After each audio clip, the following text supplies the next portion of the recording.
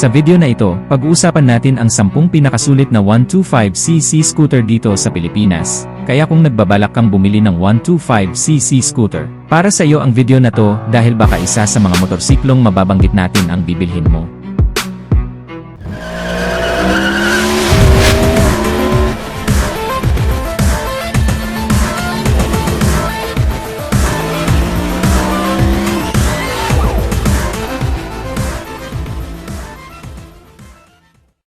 Number 1 sa ating listahan ang SYM Jet 4 RX 125, isang bagong scooter na kakalabas lang din dito sa Pilipinas noong nakaraang taon lang. Sobrang advanced din ang mga features nito at napakaganda rin ng kanyang disenyo. Modern ika nga. Pagdating sa makina nito, ito'y 124.6cc, air-cooled, 4-stroke, 2 valves, single overhead cam, single cylinder, at ito ay electric fuel injected. Ang maximum power nito ay 8.4 kilowatts at 8,500 RPM with a maximum torque of 10.3 Nm at 6,500 RPM.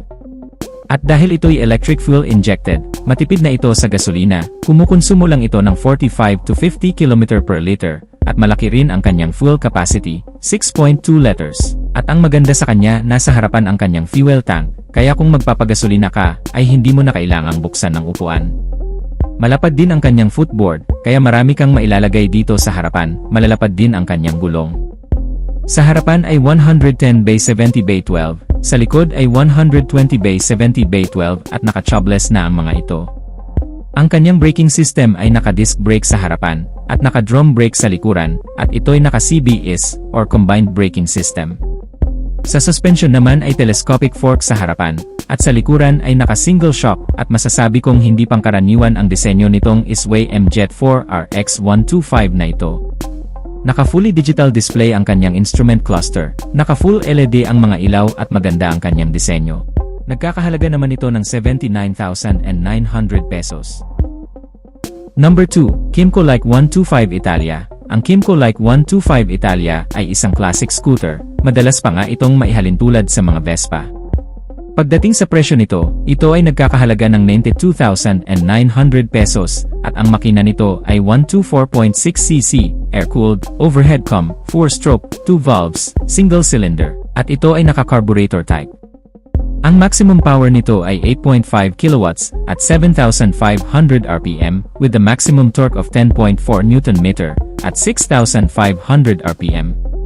At kahit naman ito ay carb type pa rin, matipid pa rin ito sa gasolina, kumukonsumo lang ito ng 40 km per liter at malaki ang kanyang fuel capacity, 5.5 liters, at ang maganda pa sa motor na ito, napakalapad ng kanyang gulong. Ang sukat ng kanyang gulong dito sa harapan ay 110/70/12, sa likuran naman ay 130/70/12. Pagdating naman sa preno, naka-disc brake sa harapan at naka-drum brake sa likuran, at sa suspension naman naka-telescopic fork sa harapan at naka-dual shock sa likuran. Dahil classic scooter ang motorsiklong to, hindi ito naluluma. Sa katunayan, habang tumatagal nga ang mga classic scooter, mas lalo itong gumaganda sa paningin ng mga mahilig sa classic scooter. Number 3, Kiwi X-Speed 125. Kung pagmamasdan mo ang hitsura ng motorsiklong to, hindi ka maniniwalang 64,900 pesos lang ang kanyang presyo. Napaka-modern, naka-LED lahat ng kanyang mga ilaw, naka-digital din ang kanyang dashboard, at napakaganda ng kanyang forma, modernong-moderno talaga. Pagdating sa makina nito, ito'y 124cc, air-cooled, 4-stroke, 2 valves, single cylinder, single overhead cam, at ito ay naka-carburetor type. Ang maximum power nito ay 6.3 kilowatts at 7,500 RPM with a maximum torque of 9.2 Nm at 6,000 RPM, at kahit carb type lang din ang motorsiklong to, matipid pa rin ito sa gasolina, kumukonsumo lang din ito ng 40 to 43 km per liter. Dahil na din napakagaan lang ang kanyang timbang, 97 kilos lang. Pagdating naman sa mga gulong nito, ang sukat ng kanyang gulong sa harapan ay 80/80/14, sa likod naman ay 100/70/14, pero ito ay naka-tub type pa rin, hindi pa ito naka-tubeless. Sa braking system, naka-disc brake sa harapan with 2-piston caliper, sa likuran naman ay naka-drum brake. At sa kanyang suspension, naka-telescopic fork sa harapan at naka-single shock sa likuran, kaya kung hanap mo ay mura pero premium style scooter, itong Kiwi X-Speed 125 ang para sa'yo, 64,900 pesos lang. Number 4, Suzuki Bergman Street 125AX, the maxi scooter you can afford. Yes, dahil isang maxi scooter na 125cc ang Suzuki Bergman Street na ito. At sa disenyo nito, hindi mo mapagkakamalang 125cc lang ito, dahil maxi scooter talaga ang kanyang pormahan. Pagdating sa presyo nito, ito ay nagkakahalaga lang ng 92,400 pesos. The max scooter you can afford. Pagdating sa makina nito, ito'y 125cc, air-cooled, 4-stroke, single-cylinder, single overhead cam. Fuel-injected ang maximum power nito ay 6.3 kilowatts at 6,500 RPM with a maximum torque of 10 Nm at 5,000 RPM. Sa mga gulong nito sa harapan ay 90/90/12, sa likuran ay 100/80/12 at naka-tubeless na ang mga gulong nito. Sa preno ay naka-disc brake sa harapan, naka-drum brake sa likuran, sa suspension ay telescopic fork sa harapan at naka-single shock sa likuran at sobrang fuel efficient na ang motorsiklong to. 52.6 km per liter ang kanyang fuel consumption, sobrang tipid niya sa gasolina kaya perfect na perfect talaga sa pang-araw-araw at malayo ang biyahe. Malaki rin ang kanyang fuel capacity, 5.5 liters, kaya siguradong malayo ang mararating mo sa isang full tank mo. Panglima ay ang Yamaha Mio Gear 125. Ang Yamaha Mio Gear 125 ay nagkakahalaga lang ng 79,400 pesos at parami na rin ng parami ang tumatangkilik sa motorsiklong to dahil bukod sa abot kaya ay napakaganda rin ng kanyang porma. Pagdating naman sa makina nito, ito ay 125cc, air-cooled, 4-stroke, single overhead cam, 2 valves, single cylinder at isa sa pinagmamalaki ng Yamaha sa mga scooter nila ay ang Blue Core technology. Meron itong Blue Core technology at ito ay fuel-injected na rin. Ang maximum power nito ay 7 kW at 8,000 RPM with a maximum torque of 9.6 Nm at 5,500 RPM. Ang fuel capacity nito ay medyo maliit lang, 4.2 liters, pero dahil ito ay fuel-injected, matipid din ito sa gasolina na kumukonsumo lang ng 45 to 50 km per liter. Pagdating sa mga gulong nito, sa harapan ay 80/80/14, sa likod ay 100/70/14 at naka-tubeless na ang mga gulong nito. Sa braking system naman ay naka-disc brake sa harapan, naka-drum brake sa likuran, at sa kanyang suspension ay telescopic fork sa harapan at naka-single shock sa likuran. Anyway, meron itong dalawang variation. Ang is version na meron ng stop and start system at merong answer back system. Ang pang-anim natin ay ang TVS Torque 125 Race Edition, isa ring modernong motor na galing pa ng India. Pagdating sa presyo nito, ito ay nagkakahalaga lang ng 80,900 pesos. Pagdating naman sa makina nito, ito ay 124.8cc, air-cooled, 4-stroke, 3 valves, single cylinder, single overhead cam.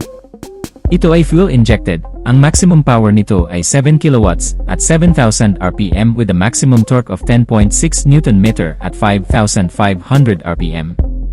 Naka 3 valves na ang motor na to kaya malakas ang arangkada nito. Actually sa India ginagamit ang motorsiklong to sa racing, naka-tubeless na rin ang mga gulong nito.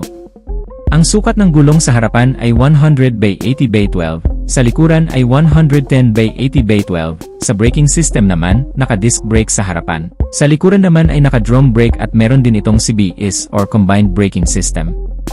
Sa suspensions naka-telescopic fork sa harapan at naka-single shock sa likuran at meron itong mga advanced features kagaya ng Smart Connect dahil pwedeng makonect ang cellphone mo dito sa motor mo. Mamomonitor mo sa cellphone mo ang buong status ng motor mo, makikita mo sa cluster ng motor mo kung meron bang nagte-text or tumatawag sa'yo. Kaya naman sobrang advanced talaga nitong TVS Torque 125 at sobrang premium at napaka-sporty ng kanyang disenyo. Ang ating pangpito ay ang Suzuki Avenis 125, isang maskuladong sporty scooter na maipagmamalaki mo rin. Pagdating sa presyo nito, affordable lang din dahil 80,400 pesos lang. Ang makina nito ay 124cc, air-cooled, 4-stroke, single cylinder, single overhead cam, 2 valves, at ito ay fuel-injected na rin. Ang maximum power nito ay 6.4 kilowatts at 6,700 RPM with a maximum torque of 10 Nm at 5,500 RPM. Malaki rin ang fuel capacity ng motor na to dahil 5.2 liters, kaya siguradong malayo ang mararating mo sa isang full tank. At isa ang Suzuki Avenis sa pinakamatipid sa gasolina pagdating sa mga 125cc scooter, dahil 54 km per liter ang kanyang fuel consumption. Siguradong hindi ka lugi kung gagamitin mo ito pang hanap buhay pang araw-araw at pang long ride. Napaka-modern din ang kanyang design, naka-LED ang kanyang headlight at nasa taas ang kanyang mga turn signal light, at kung pagmamasdan mo siya dito sa harapang bahagi, para itong nakasmile sobrang happy ng kanyang mukha. Marami rin itong convenient features na siguradong makakatulong sa'yo sa araw-araw na pagbebiyahe mo. Pangwalo, ang Yamaha Mio Gravis 125, isang napakapoging 125cc ng Mio series ng Yamaha. At pansin ko mas dumami ang tumangkilik mula nang dumating itong version 2 ng Yamaha Mio Gravis 125 dahil pagdating sa kanyang forma mas maganda na talaga.